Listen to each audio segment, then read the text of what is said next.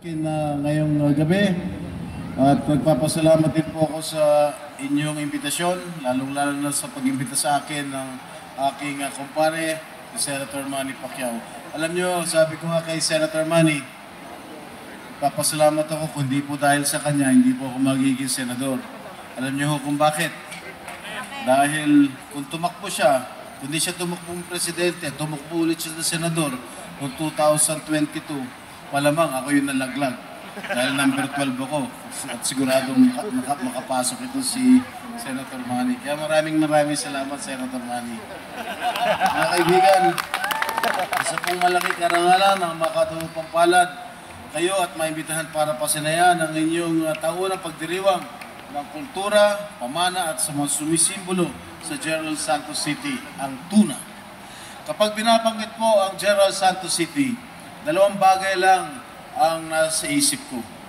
Dito, unang-una, dito nagmula ang ipinagmamalaki natin People's Champ, si Senator Manny, na kinikilala bilang pinakamagaling na professional boxer sa kasalukuyang henerasyon at ang pagiging tuna capital ng inyong lungsod.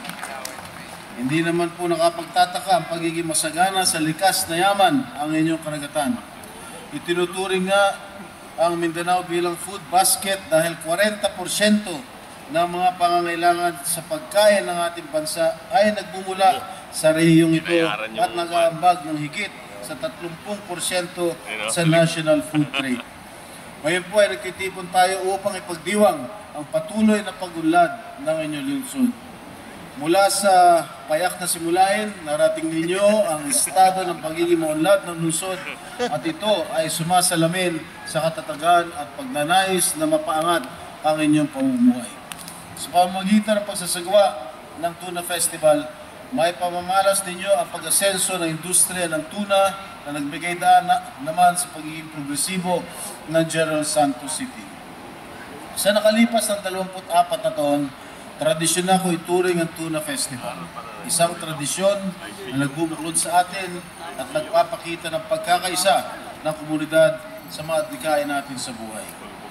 Hindi natin may kakaila ang kahalagaan ng industriya ng tuna sa lungsod ng General Santos. Hindi lamang ito hinubog ang inyong lokal na ekonomiya. Sumisimbolo rin ito ng inyong determinasyon, pagsusumikap at pagbabago ng inyong lungsod. Kaya naman po ang pagdiriwang na ito ay hindi lamang tungkol sa tuna.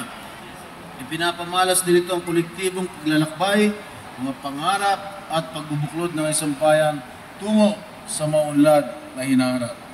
Mga kaibigan, mga kasama, bago po ako magtapos, nais ko pong sabihin sa inyo na dahil po sa request ni Mayor Lorelie Pacquiao noong nakarang taon, nung ako ay pumasyal po dito sa inyong lungsod, siya po ay humiling sa inyong lingkod ng mga proyekto para rito sa Gensan. Kaya naman po nakapagbigay na po tayo ng humigit kumulang na 45 million pesos. Una-una, 20 million construction of community park at Purok Doña Soledad, repairs of improvement of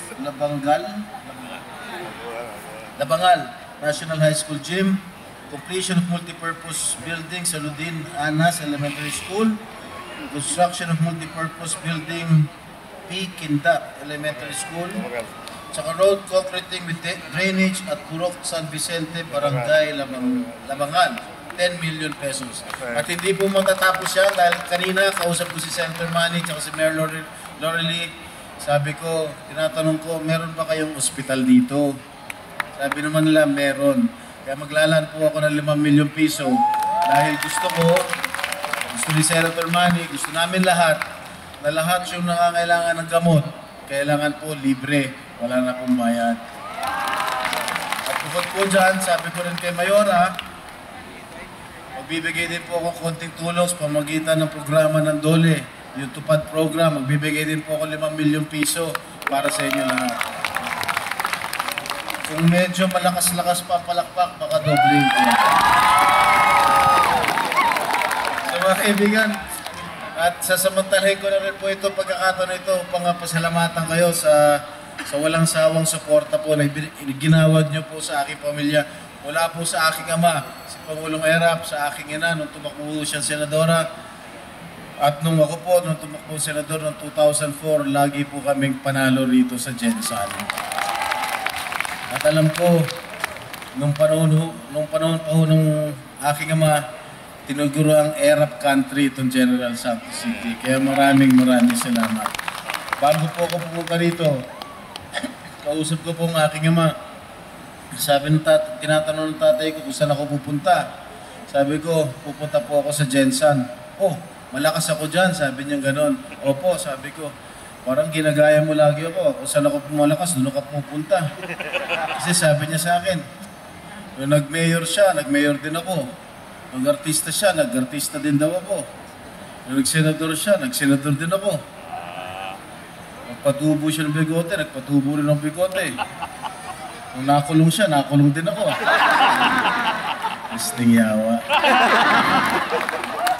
So, alam niyo mga kaibigan, ang pinagbilin po sa akin ng aking ama, nung ako'y unang sumumpa bilang inyong senador, sabi niya sa akin, huwag na huwag kong kalilimutan at kailangan protektahan ang kapakanan ng masang Pilipino. Sapagkat kung wala pong masang Pilipino, wala po si Joseph Estrada at wala rin po si Jingo Estrada. Kaya maraming salamat sa inyong suporta at asahan po ninyo, bilang inyong senador, gagawin ko lahat.